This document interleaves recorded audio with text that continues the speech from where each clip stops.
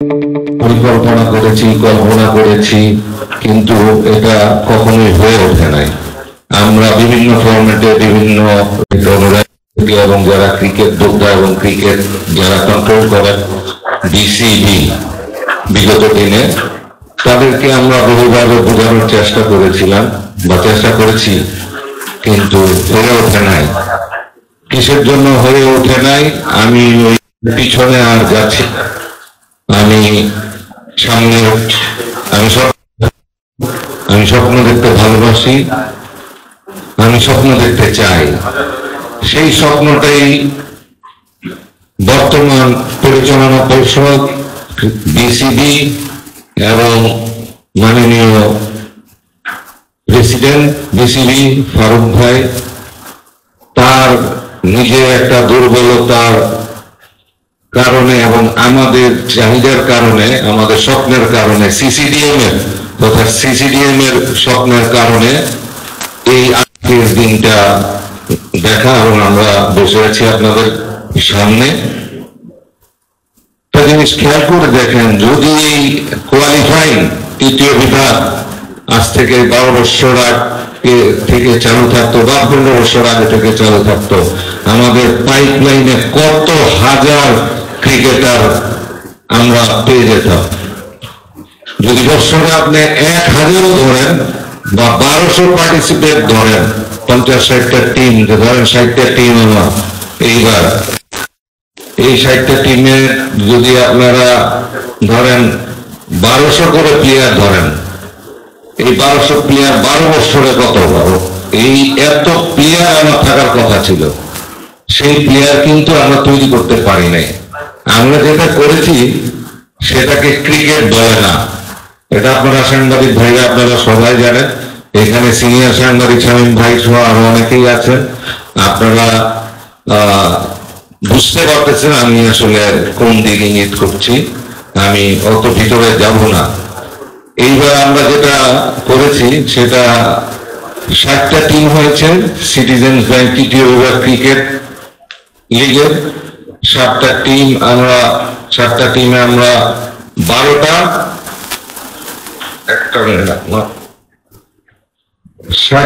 Team আমরা select করেছি। Opening day আমরা 8ই মার্চ রেখেছি 11টা 30-এ মাননীয় প্রেসিডেন্ট মহোদয় উদ্বোধন করবেন। প্রেসিডেন্ট ওপেন করবে, টুর্নামেন্ট শুরু হবে 10ই মার্চ থেকে, ম্যাচ হবে 50 ওভারের রেড বল হোয়াইট ড্রেসে টুর্নামেন্ট ফরম্যাটে। ফার্স্ট আমরা 12টা গ্রুপ করেছি,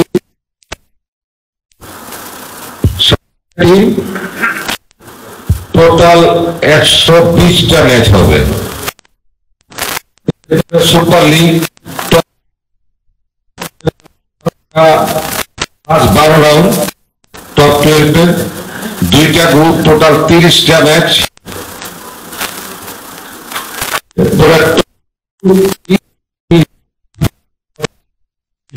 Dhaka league, Dhaka city club, PKSP 1 and 2, sports complex, Teguria stadium, Dhaka university ground, মাস্কো সাকিব ক্রিকেট একাডেমি গ্রাউন্ড। এইভাবে আমরা আসলে এটাকে সাজিয়েছি এবং আমি ধন্যবাদ জানাই ঢাকা সিটিজেন ব্যাংককে, যারা এগিয়ে এসেছেন এই লেভেলে। তৃতীয় বিভাগ লেভেলে আমরা আসলে কখনো সাধারণত স্পন্সর পাই না, আমাদের ঘাটতি থাকে। ওনারা এগিয়ে এসেছেন, ওনাদেরকে আন্তরিকভাবে ধন্যবাদ জানাই। এবং আপনারা যদি এরকম আমাদের পাশে থাকেন তাহলে বাংলাদেশ ক্রিকেট এবং ঢাকা ক্রিকেটকে আসলে আমরা এগিয়ে নিয়ে যেতে পারবো। সেই জন্য আপনাদেরকে ধন্যবাদ জানাই এবং আপনাদেরকেও ধন্যবাদ জানাই, কষ্ট করে যারা মিডিয়া এবং প্রিন্ট মিডিয়া সবাই আপনারা এসেছেন।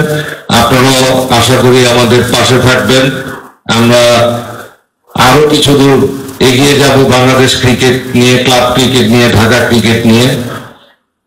আর মঞ্চে যারা আছেন, আমার যারা আপনার সিসিডিএম এর সদস্য সচিব, ওনাকে এবং লিজেন্ড আকরাম ভাইকে ধন্যবাদ, এবং সিটিজেন ব্যাংকের কর্মকর্তা যারা আছেন তাদেরকে ধন্যবাদ দিয়ে আমার বক্তব্য শেষ করছি। Thank you very much. ধন্যবাদ। আসসালামু আলাইকুম। আমি ক্রিকেট ভোক্তা নই, কিন্তু আমি সিটিজেন ব্যাংকের সমস্ত পরিবার ক্রিকেট বাংলাদেশ, সেই ক্রিকেটকেই আমরা একদম তুলে নিয়ে আসতে যাচ্ছি। এটা একটা মহৎ উদ্যোগ। আমাদের আকরাম ভাই ওনারা বলেছেন এখান থেকে কিন্তু আমরা অনেক আগাতে পারবো।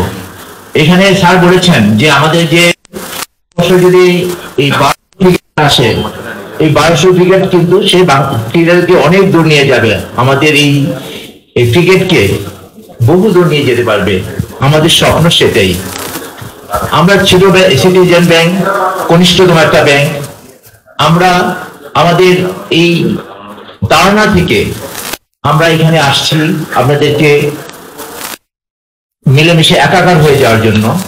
আমরা আপনাদেরকে যখন টিকেটের প্রয়োজনে আমরা আসব, আপনাদেরকে সহযোগিতা করব। আর আপনারাও আমাদের সিটিজেন ব্যাংককে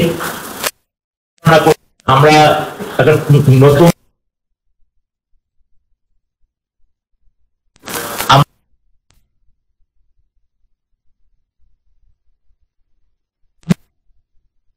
সাংবাদিক ভাই ও বোনদের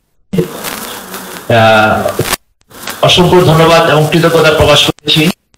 আর আমাদের জন্য দোয়া করবেন। ধন্যবাদ।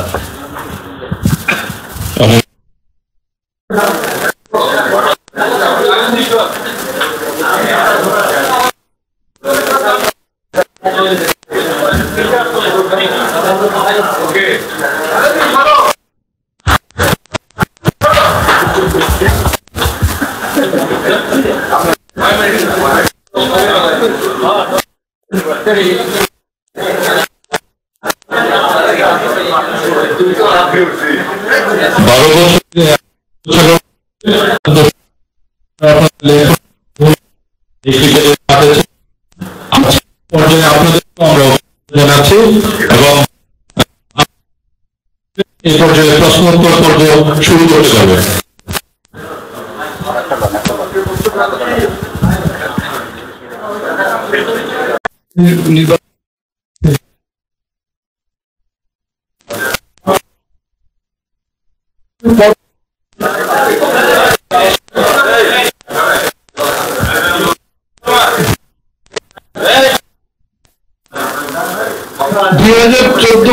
থেকে সম্ভবত আপনার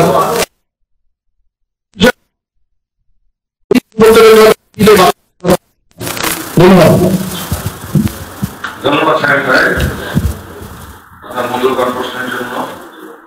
আসলে সিসিডিএম দায়িত্বগুলি অবশ্যই আপনি সিসিডিএম আসলে সিসিডিএম এর ক্ষমতা, সিসিডিএম কি নিয়ে কাজ করে, আমরা আসলে এই জিনিসগুলি সমস্ত জিনিসগুলি আসলে বোর্ডের ব্যাপার। এটা আপনারা দাবি করেন, আপনারা আপনার দাবি বা আপনার এটা আকাঙ্ক্ষা আছে, আমরাও জানি যে এটা অনেক অনিয়মের ভিতর দিয়ে এই যেটা আপনি খুব কাছ থেকে দেখেছেন এবং আপনারা সাংবাদিক ভাইয়েরাও দেখেছেন, হয়তো উপলব্ধি করেছেন, কথা বলতে পারেন না, কিন্তু আমরা এখন কথা বলতে পারছি, যে জন্য এই কথাগুলি উঠছে। আমি নিজেও মনে করি যে ওইখানে অনেক আপনি যে ল্যাকিং এর কথা বলছেন, যে এই যে কোথাও কোনো রেজিস্ট্রেশন ছিল না, তারা এটা নিজেরা এটাকে আমরা বলতাম আলোচনাটা উঠে সেটা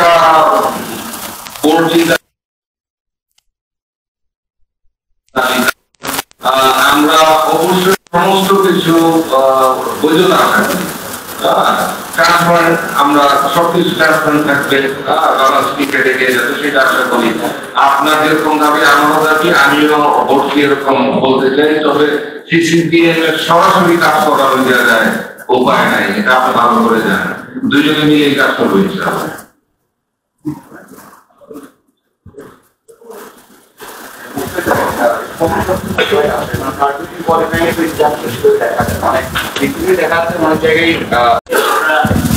আমাদের শর্ত, সেই শর্তকে যদি আদায় নিয়ে যেতে পারে কাউকে না কাউকে তো পথ করতে হবে।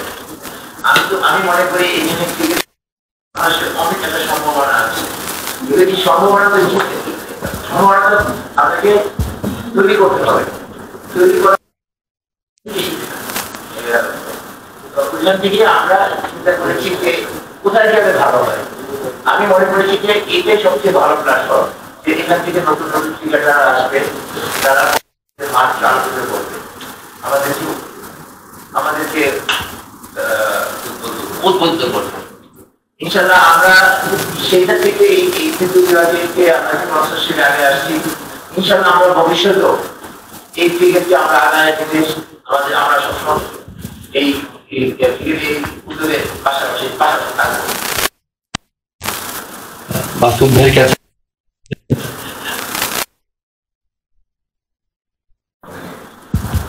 প্রশ্নের উত্তরটা এরকম যে আবার একটু বলতে স্পন্সরশিপের ব্যাপারটা বলছেন সামনে।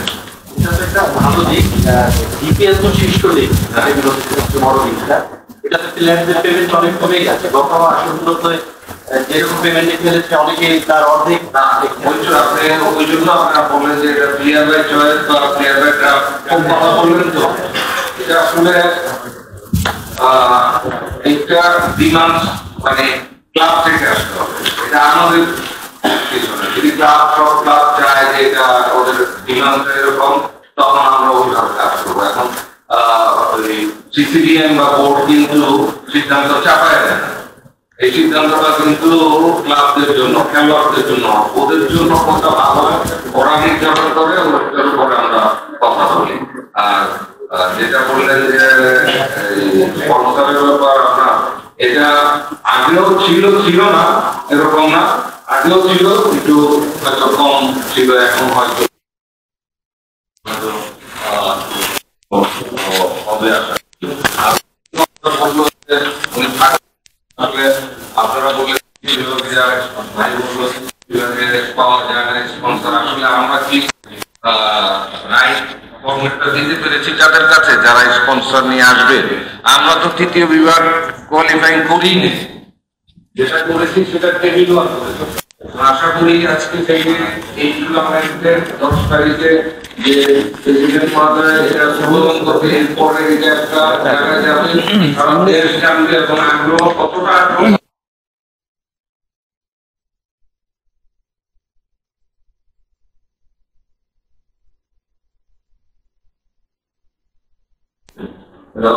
আমার আগে আসবেন, আমরা আসবো।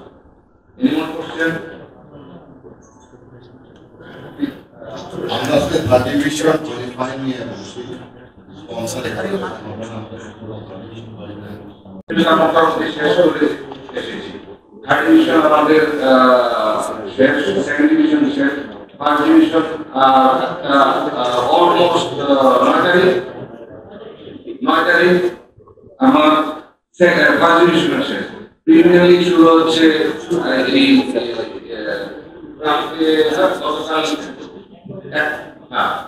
এটা মাঠ তৈরি না থাকতো, আমরা কিন্তু অনেক সমালোচনার ভিতর দিয়ে যেতাম।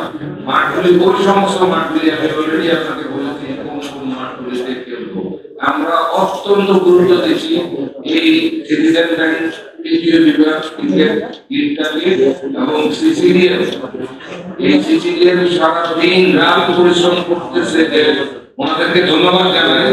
সিসিডিএম এর যারা স্টাফ আছেন এবং যারা কোঅর্ডিনেটর আছেন, আমার সদস্য সচিব আছেন, আমার চেয়ারম্যান আছেন, তাদেরকে আমি ধন্যবাদ জানাই যে এত কষ্ট করে পুরো সিজনটা শেষ করেছেন এবং সবকিছু আমাদের আছে। আম্পায়ারিং আমার নিজের না, তারপর আমরা কমিটির সাথে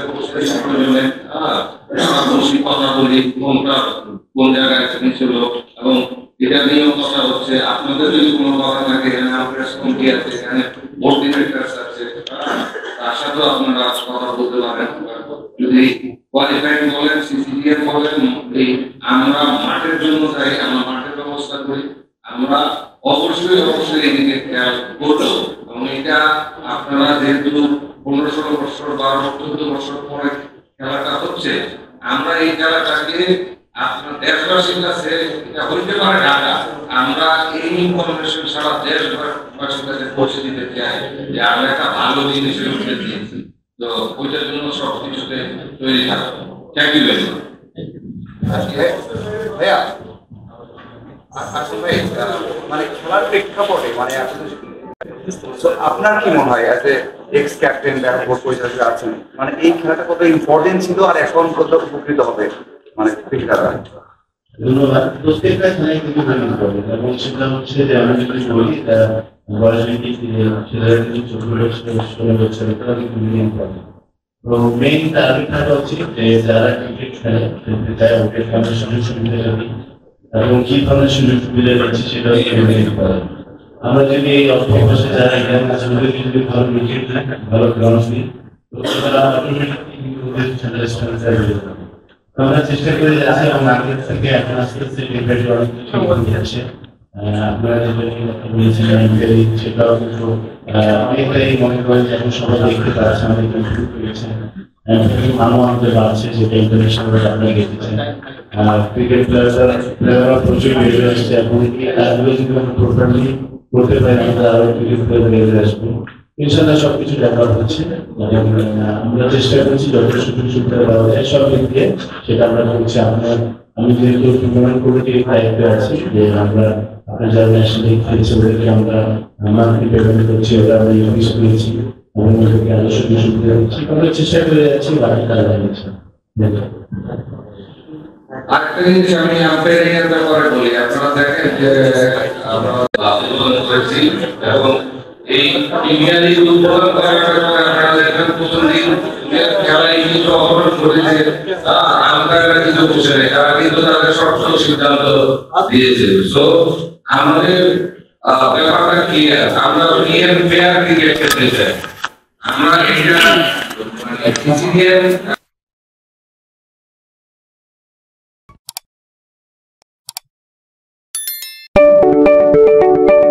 আপনি কি ফটোগ্রাফার খুঁজছেন? আমাদের আছে এক ঝাঁক অভিজ্ঞ ফটোগ্রাফার, সেই সাথে আমাদের আছে সরকারি ও আন্তর্জাতিক প্রতিষ্ঠানের সাথে কাজ করার এক বিশাল অভিজ্ঞতা। আমরা কর্পোরেট, মডেল, প্রোডাক্ট, ওয়েডিং, জন্মদিন সহ সকল ধরনের স্পোর্টস ফটোগ্রাফি সর্বোচ্চ কম মূল্যে করে থাকি। এছাড়াও আমাদের আছে নিজস্ব স্টুডিও। তাই আপনার ফটোগ্রাফির যে কোনো সেবা নিতে আমাদের সাথে আজই যোগাযোগ করুন।